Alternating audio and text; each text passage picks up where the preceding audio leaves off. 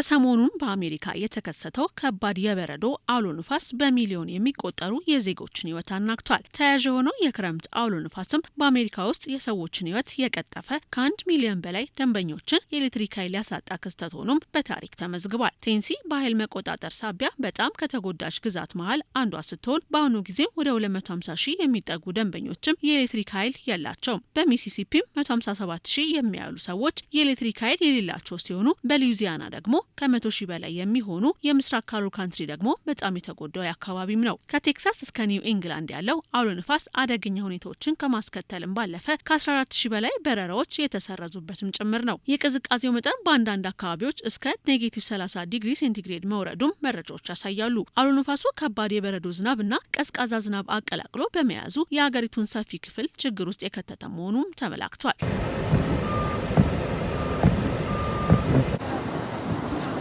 መረጃውን እስካጠናከርንበት ሰዓት ከባዱ አውሎ ንፋስ የ14 ሰዎችን ሕይወት የቀጠፈ ሲሆን በሉዊዚያና በትንሹ 2 ሰዎች የአየር ሁኔታው ባሳደረባቸው የጤና እክል ሕይወታቸውን አጥተዋል። በቴክሳስ፣ ቴነሲና በካንሳስ የተከሰተው አውሎ ንፋስ ሞቶች ተመዝግቧል። በመላ ሀገሪቱ ትምህርት ቤቶችና መንገዶች ከመዘጋታቸውን ባለፈ በደቡብ ቴክሳስ እስከ ሰሜን ምስራቅ ኒው ኢንግላንድ ድረስ በብሔራዊ የአየር ሁኔታ አገልግሎት ማስጠንቀቂያዎች ተሰጥቷቸዋል። ዓለም አቀፍ የመገናኛ ብዙኃን ጉዳዩን በሰፊው እየተቀባበሉት ያሉ ሲሆን በጥር 26 አጋማሽ ላይ በአሜሪካ የተከሰተው ኃይለኛ የክረምት አውሎ ንፋስ ከ180 ሚሊዮን በላይ ሰዎችን በተጠንቀቅ እንዲቆሙ ያስገደደ እንደሆነም በርዕሰ አምዳቸው አስፍረውታል። ኒውዮርክና ቴክሳስን ጨምሮ ከ18 በላይ ግዛቶች የአስቸኳይ ጊዜ አዋጅን ያወጁ ሲሆን ታሪካዊ ነው የተባለለት የአየር ሁኔታ ከ3000 ኪሎ ሜትር በላይ በመሸፈን በርካታ የመሰረታዊ አቅርቦት እጥረት እንዲፈጠርም ምክንያት ሆኗል። የአስቸኳይ ጊዜ አዋጅ የተደነገገው በአላባማ፣ በአርካንሳስ፣ ኮነቲኬት፣ ዲሲ፣ ዴልዌር፣ ቨርጂኒያ፣ ኢንዲያና፣ ጆርጂያና፣ ካንሳስ፣ ኬንታኪ፣ ሉዊዚያና፣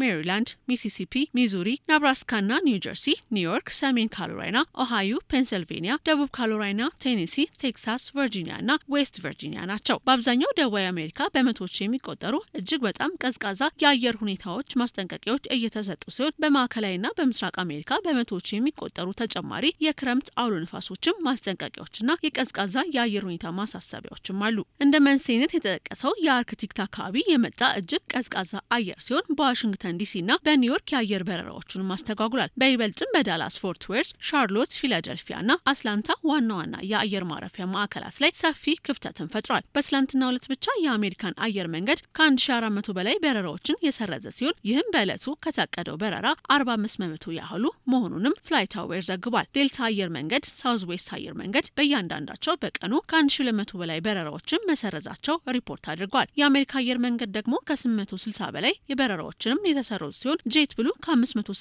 በላይ የተሰረዙ በረራዎችንም አስተናግዷል። ይህም ለቀኑ ከነበረው የጊዜ ሰሌዳ 71% ያህሉ ነው። የኢትዮጵያ አየር መንገድ በአሜሪካ በተከሰተው የአየር ሁኔታ ምክንያትም ወደ ኒውዮርክና ዋሽንግተን ዲሲ የሚያደርጋቸውን በረራዎችም ጭምር ሰርዟል። አውሎ ንፋሱ በረዶና ዝናብን ቀላቅሎ እስከ ሳምንቱ መጨረሻ የሀገሪቱን ምስራቅ ሁለተኛ ክፍል እንደሚሸፍንም ይጠበቃል።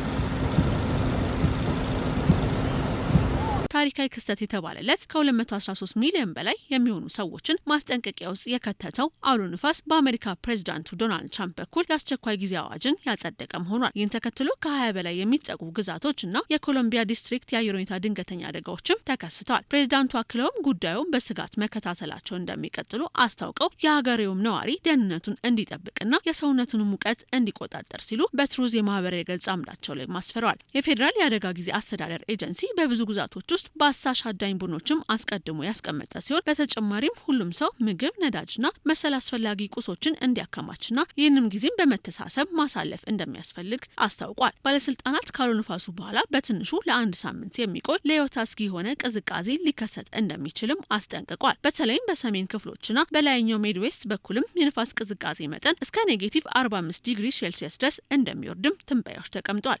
አሜሪካውያን እስከዛሬ ከገጠማቸው አስከፊ የክረምት የአየር ሁኔታ ውስጥ ተጠቃሽ የሆነው እና ብርቱ የክረምት አውሎ ንፋስን የተባለለት ይህ ክስተት አሁንም በተጠንቀቅ መከታተል እንደሚያስፈልግ የቢቢሲ፣ የአልጀዚራና የሲኤንኤን ጥንቅር በስፋት አሳይቷል። Tonight, another blow of ice, blinding snow, and life-threatening cold. Listen to that.